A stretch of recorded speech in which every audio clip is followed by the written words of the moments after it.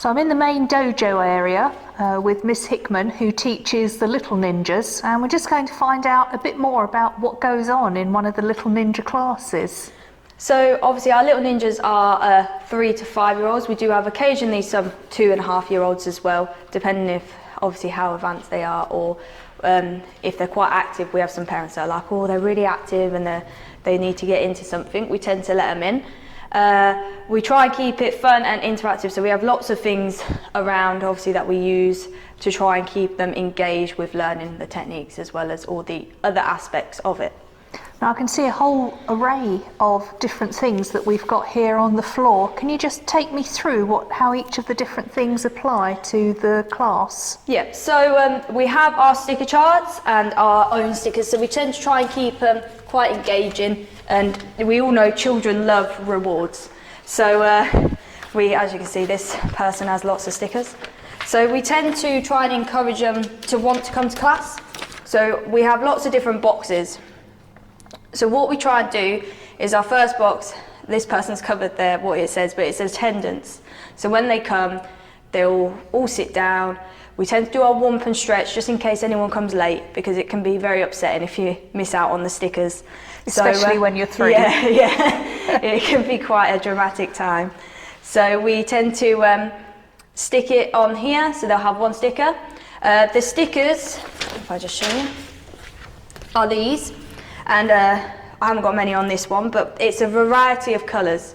So with the stickers, when we do it, when we come in, it's quite a big thing. So our sticker time in total takes between, depending on how many people have in the room, 5 minutes at the beginning, 5 minutes at the end. And the reason it does this is because I'll pick a sticker out and I'll show them the sticker. I'll ask them what colour the sticker is, and I'll ask them what their name starts with, because their sticker chart has their name on.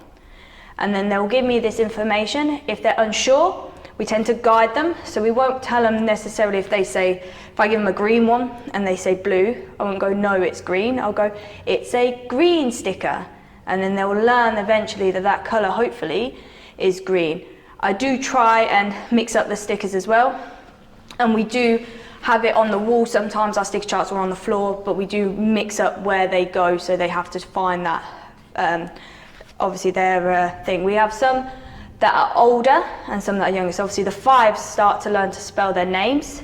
So once they find, like for example, if their name begins with an A, they find that easy, then we try and encourage them to learn to spell their name out for us as well, and then try and find their sticker chart with their name.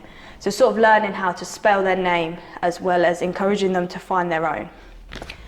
Once we've done that, at the end of class, so we do everything else, we then have lots of boxes in here. So this is all the different things we work on in the ninjas. So we work on focus, teamwork, control, balance, memory, discipline, fitness, or coordination. So with these, we tend to pick on one thing, and all the way through it's all dedicated to that one thing.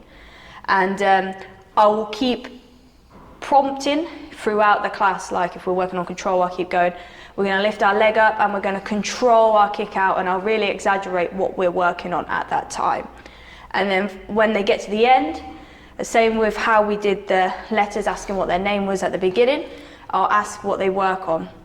I tend to give them 2 options so that they can pick one or the other, so it's not too much of having to think for too long, and then they'll pick the one, even if it's sometimes we do have some that are quite similarly, could be one or the other.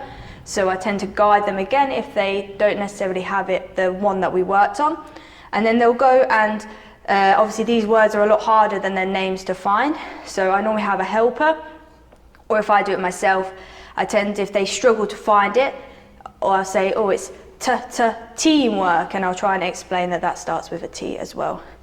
And obviously for the parents, they don't get to see the stickers. We have our big stickers on at the end, and again we do understand that sometimes children come into class and they leave and not necessarily remember what they worked on. So our stickers that go home also have what we worked on underneath as well. Lovely. And then I assume when they first come in, I can see you've got spots here. Do they have to find a spot? Yes, so we have belt order in our normal classes, so we keep the belt order system as well in the ninjas. So we'll get them a spot. Obviously, with COVID, they have their drinks near them at the minute. But when COVID's over, normally they go to the drinks area, which is normally on the carpet, and come back to their spot, which obviously for a child can sometimes forget where they're sitting. So if I would guide someone to a yellow spot, I say that's your yellow spot. And then they'll go and sit on their yellow spot. It keeps them in their area as well, because sometimes children like to wander. So they remember that that's their spot. And even if they do wander, it's quite easy to go, remember, go on your yellow spot. And they'll go back to their yellow spot. And then I can see beanbags next. Yes. What do you do with beanbags? So we use the beanbags a lot for the ninjas. The ninjas love the beanbags. They love putting them on the head. They love throwing them. They love using them for our fitness when we do our relay races as well.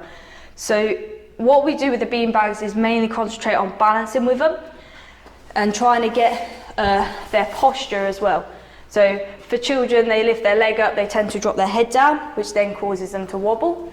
So just having a beanbag on their head and encourage them to keep their head up while they're balancing, and just sort of trying to find in that sort of balancing movement. We wouldn't necessarily do anything too advanced with the balancing. We'd just start off with that and then help them sort of guide it themselves, as well as having a bit of fun. So I tend to let them have it on their head, they can lift it up, and then I'll go, right, now drop it and catch it. And just even that sort of learning to catch something as well, and just getting that skill to be able to catch something that's falling is quite handy. And would you encourage them to put their arms out to balance? We try and encourage them, because when they go up, obviously with the kicking, we try and encourage them to keep their elbows in guard, just so that they're ready for when they move into the children's class, to obviously when they get to kicking is in the guard stance. Now the next piece of equipment looks very intriguing. I take it this is not for them to leap through? No, so we don't have them leap through it, but what we use it for is making sure that everything's straight and forward. We tend to use it for kicks. We do sometimes use it for our jabs or our reverse punches. We try and leave it out for any other sort of punch. Can you show me exactly? So when we do it on here, we tend to have it at their height, so we'd lower it if it needs to be lower. Some of them, if they want it higher, they normally go higher, higher, and we try and get it a bit as high as we can. But it's trying to work on making sure that their leg's up and it goes fully through, so it's a proper straight, and then comes in, and then the foot comes back down. We have a lot of children that will kick up as well, so it's trying to encourage that chamber position and try and stop that kick up motion. Obviously, with the focus pad, it's a bit harder because they can kick in front. So that's why we like to have the hoop to encourage them to bend first and then kick out, to then bend and then foot down. So really encourage them not to knock the hoop out the way. And with punches as well, you use it? With punches the same. So trying to make sure that they're coming straight through and bringing it back and not coming around or anything. So it's quite a good sort of area for them to just work on, just making sure everything's straight in front and not going around anywhere. Lovely. Then what looks to me like a dog's toy? So this is for our coordination. So we tend to have it to the side of us so they don't punch us. And we just gently just move it side to side. It doesn't have to be too extreme for them. And all they work on is just watching it, and then as it comes, punching it. And then we'd stop it again. We'll move it side to side, and it's just really working on that coordination of being able to watch it move and then punch. They have lots of fun with it. How old would you say most children are before they can balance with that timing of actually hitting it? It's depending on the person and how focused they can be with the ball. But we tend to have about 4-year-olds, 5-year-olds. So Right. The first 3-year-olds are sometimes a bit, they miss it, they're there. But eventually they will get it. And we do normally start with it still, because it's a small target, and just work on that coordination first, and then we develop the spin and just moving it side to side for them to be able to do it as well. And then lastly, we have letters and numbers. Yeah, so these come out so they can punch them out. Again, with what we use them for is to work on their punching. So a lot of kids like to punch downwards. Obviously, if you punch downwards on the letters, unless someone's holding it quite tight, it wouldn't necessarily punch out. So it's trying to encourage the knuckles that we are using to punch through, so that it can go all the way through, and again is a straight punch. But at the same time, we've got letters and numbers, so we can encourage to teach them numbers as well as letters through obviously learning karate as well. And you would call those numbers or letters out and they would then have to hit it? Yes, so we tend to start off in order, so they can learn sort of either the alphabet order or the number order, and then we'd do a couple of rounds of that, and then afterwards we'd mix it up just to see if they know or if they've learnt the order of what we're telling them in. So anybody that was coming along and thinking maybe that they were going to be signing up for loads of punching and kicking, they're actually getting a whole plethora of other skills that are reinforcing what they learn at school as well. Yeah, so I'm from a childcare background from where I worked, and I really want to encourage that physical learning can also be obviously educational learning as well.